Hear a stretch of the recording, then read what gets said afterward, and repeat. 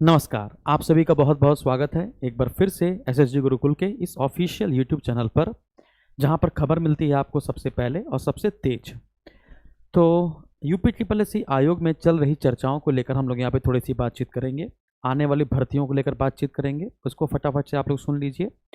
ये सारी बातें आपके आयोग द्वारा ही बताई जाती हैं, अंदर क्या क्या चीज़ें चलती हैं या फिर जो भी सचिव महोदय के द्वारा आप लोगों को बताया जाता है या किसी बच्चे को बताया जाता है या फिर हमें बताया जाता है, वो सारी इन्फॉर्मेशन मैं आपको धीमे धीमे सर्कुलेट कर देता हूँ ताकि आप सभी लोग अपनी तैयारी अच्छे से कर पाएँ।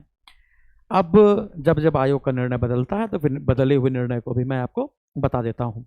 लेकिन अचानक से कोई निर्णय नहीं बदलता है। जैसे मान के चलिए कि कल परिणाम आना है ना, तो परिणाम आएगा। कट ऑफ आनी है तो कट ऑफ आएगी। यदि मैं आपको कोई सूचना दी है तो वो सूचना बहुत rarest of the rare case में गलत होगी।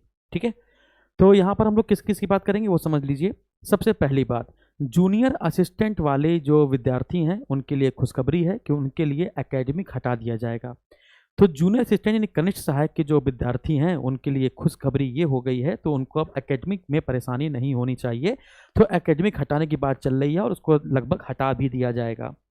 इसके बाद एग्रीकल्चर की जो वैकेंसी है और ग्राम पंचायत अधिकारी की जो वैकेंसी है, एजीटीए और वीपीओ की जो वैकेंसी है, इनमें सबसे पहले कौन सी वैकेंसी आएगी ये अभी तक निर्धारित नहीं था, लेकिन अब संभावित रूप से एजीटीए की वैकेंसी पहले आएगी और ग्राम विकास अधिकारी और ग्राम पंचायत अधिकारी की जो वैकेंसी है वो उसके बाद में दी जाएगी।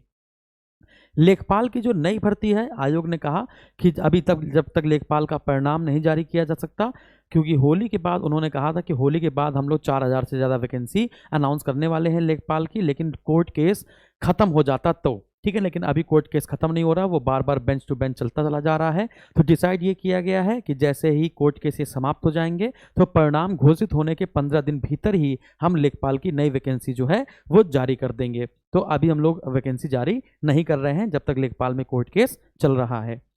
अगली बात, जूनियर असिस्टेंट की बात बता दी हमने आपको कि जूनियर असिस्टेंट से जो एकेडमिक वाला पोर्शन है वो हटा दिया जाएगा। दूसरी बात बता दी कि पहले एजीटीए की वैकेंसी आएगी, इसके बाद बता दी हमने, इसके बाद ग्राम विकास अधिकारी और ग्राम पंचायत अधिकारी की आएगी। हाँ, वीडियो री एग्जाम वाले बच्चे सुन लें, तो जिनका वीडियो री एग्जाम वाले विद्यार्थी हैं 2018 वाले, उनके लिए एक बुरी खबर है। आयोग ने कहा है कि अभी तक हमारे पास फंड ही नहीं आया है एग्जाम को कराने के लिए, अभी तक पैसे की व्यवस्था ही नहीं की है ना सरकार के द्वारा। तो अगर जैसे ही वो पैसे की व्यवस्था कर देती है तो हम लोग यहाँ पे तुरंत अर्जेंट बेसिस पे, इंस्टेंट बेसिस पे सबसे पहले ग्राम विकास अधिकारी का जो पुनर्परीक्षा है उसको आयोजित कराने की कोशिश की जाएगी। अभी आप ये मान के चलिए कि अप्रैल के अंतिम सप्ताह और मई का शुरुआती सप्ताह आप मानकर चलिए कि संभवतः ग्राम विकास अधिकारी का री एग्जाम का पेपर हो जाएगा। अदरवाइज मुझे लगता है कि ग्राम विकास अधिकारी की नई वैकेंसी पहले आ जाएगी, ग्राम पंचायत अधिकारी की वैकेंसी जो नई वाली है वो पहले आ जाएगी और पुनर्परीक्षा उसके बाद होगी। मुझे तो ऐसा लगने लगा है, क्योंकि जितना सो रहा है आदमी। तो यह तक सारी बातें हमने आपको बता दी। तो हमने आपको कौन कौन सी बात बता दी, जूनियर असिस्टेंट की बात बता दी, ठीक है, एकेडमिक हटने वाली बात, एजीटीए की वैकेंसी पहले आएगी। हाँ, एजीटीए का जो सिलेबस होगा, जैसे वन दरोगा का सिलेबस आपने देखा, वन दरोगा का जो आपने सिलेबस देखा, पाठ्यक्रम देखा, उसमें आपके ना तो हिंदी है, ना तो रीजनिंग है, ना तो मैथ है। उसी प्रकार से एग्रीकल्चर वाले जो बच्चे हैं वो तैयार हो जाएं अपने अपने सब्जेक्ट को लेकर। कंप्लीट रूप से एग्रीकल्चर का ही पार्ट दे दिया जाएगा। एग्रीकल्चर तो अभी से अगर आप अपने एग्रीकल्चर पर ध्यान देना शुरू कर दें, है ना, एक परीक्षा वाले की किताब आती है तो उसको आप पढ़ना शुरू कर दें, ठीक है ना। और मैंने लेखपाल में वगैरह में पढ़ाई भी थी, ये किताब थी, ठीक है ना। तो ये किताब है, किताबों का भंडार है हमारे पास, ठीक है।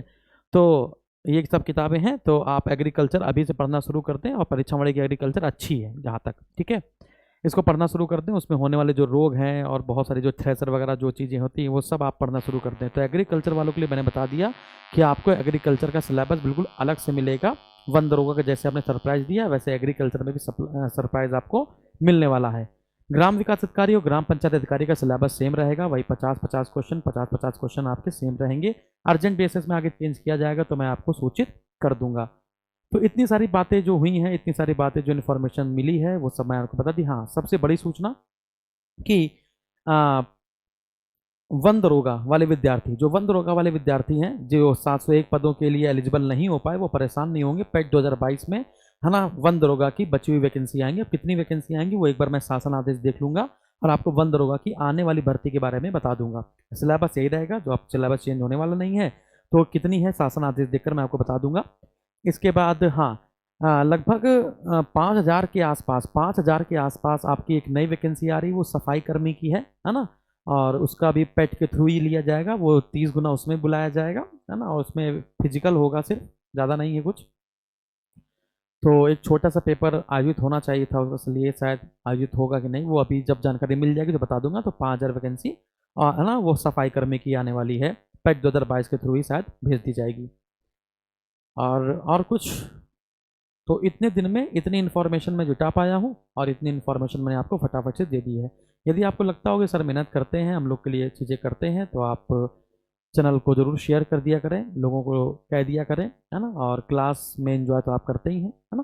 तो चलिए इतनी बात है बस, बाकी बैचेस के लिए क्या बताएं, सब आप जानते ही हो, है ना। Thank you very much.